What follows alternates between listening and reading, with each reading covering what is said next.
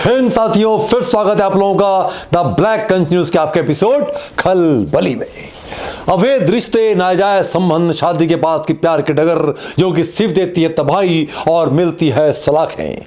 लेकिन फिर भी समाज चल पड़ा है उस रास्ते पर जहां पर सिर्फ बची है तबाही और मच जाती है परिवारों में और देश में, समाज में खलबली। अलवर का शिवाजी नगर, जहां एक हंसता खिलता परिवार अपना जीवन गुजार रहा था, लेकिन वहां खेली गई मौत की होली। रात को गर्मी का समय था। दो महिलाएं घर की छत पर सोने के लिए आती हैं और पूरा परिवार नीचे फर्स्ट और सेकंड फ्लोर पर सो रहा होता है। लेकिन तभी सुबह 4:30 बजे सूरज की किरणों की वजह से संध्या और कविता शर्मा की खुल जाती है नींद। जल्दी नींद खुलने की वजह से जब संध्या नीचे आती है और देखती है मोटर चालू करने के बाद कि परिवार में अंदर का मंजर देख करके निकल जाती है उसके मुंह से चीख और दौड़ पड़ती है बाहर की तरफ। जब उसकी चीख पुकार सुन करके परिवार के अन्य सदस्य और मोहल्ले के लोग आते हैं और जब वो भी देखते हैं अंदर का मंजर, उनके पांव के नीचे निकल जाती जमीन और वो रह जाते हैं हक्के बक्के। क्या था मंजर और क्यों हुई थी लोगों की ऐसी हालत, बने रहिए मेरे साथ, देखेंगे आप इसको दोनों एपिसोड में। दोस्तों, अंदर एक नहीं, दो नहीं, तीन नहीं, करीब 5 लाशें फैली हुई थी और पूरे घर का फ्लोर, बेड शीट्स खून में थी रंगारंग। क्या था पूरा मामला? पुलिस को फोन लगाकर एक पुलिस आती है, जांच पड़ताल शुरू होती है कि आखिर मंजर क्या है। किसी को समझ नहीं आता है कि आखिर इस परिवार में हत्या हुई किन कारणों से है।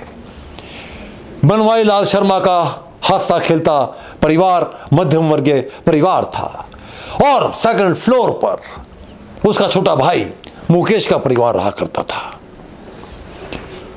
रात को सोते हुए बनवारी लाल, उसका बेटा अमन दोनों बेड पर सोए हुए थे। नीचे फर्श पर हैप्पी, अज्जू दोनों नीचे सो रहे थे। मां और चाची संध्या और सपना छत पर सोने चली गई थी। लेकिन जब सुबह सो के उठ के देखती हैं तो सभी खून में सने होते हैं।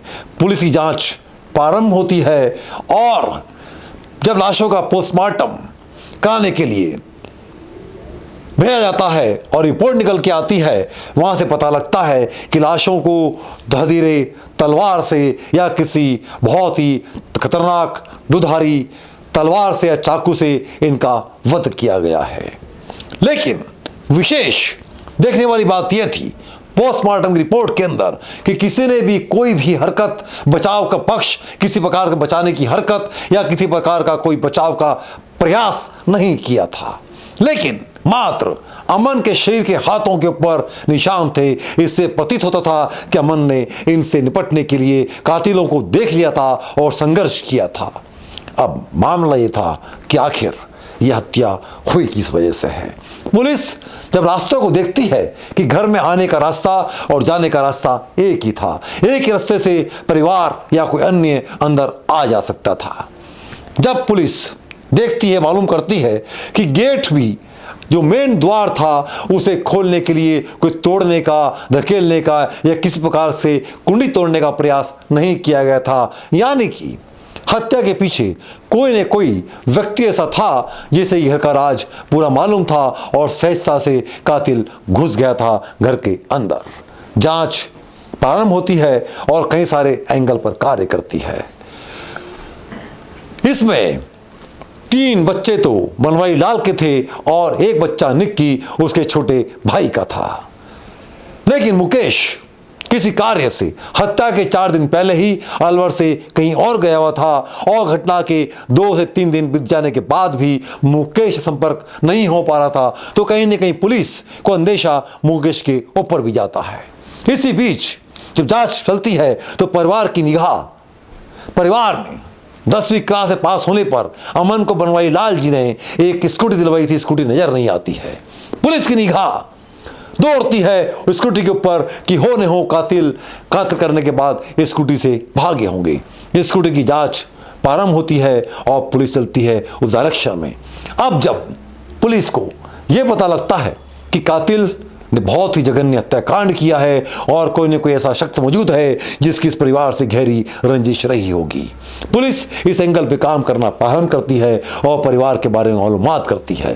परिवार की पुरानी हिस्ट्री में निकल के आता है कि इनकी एक जमीन है जिस पर कि इनके चाचा से इनका विवाद चल रहा था और उसके पहले मारपीट भी हो गई थी। अब पुलिस को लगता है कि शायद इस घटना में इस एंगल पे ध्यान देने से चाचा परिवार का हाथ हो सकता है। संध्या की तबीयत चूंकि खराब थी, बनवारी लाल की धर्मपत्नी की, वो अस्पताल में भर्ती थी। पुलिस बयान लेने के लिए अस्पताल जाती है तो वो भी यही अंदेशा जताती है कि हाँ, हो न हो मेरे पति के परिवार वालों का ही इस हत्या में अपना हाथ हो सकता है। जांच चल रही है और अभी तक कातिल पकड़ से दूर है। पुलिस असमंजस में है फॉरेंसिक रिपोर्ट के आने के बाद भी, और जब वहां से जो हाथों के निशान मिले हैं उन हाथों के निशान पर पुलिस जांच करती है, लेकिन कहीं से कहीं तक किसी परिवार का या अन्य सदस्य का नाम सामने नहीं आता है।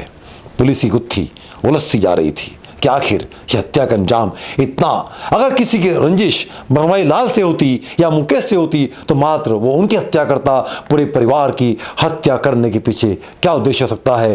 पुलिस पूरी तरह से एक भ्रमित हो चुकी थी और हत्या का असली कारण पता नहीं लग रहा था। अब कानून अपनी गति से कार्य कर रहा था और कौन था इस हत्या के पीछे और किसने दिया था इस हत्या को अंजाम, आप मेरे साथ बने रहिएगा, बताऊंगा आपको खलबली के अगले एपिसोड में। मिलते हैं अगले एपिसोड में। जय हिंद।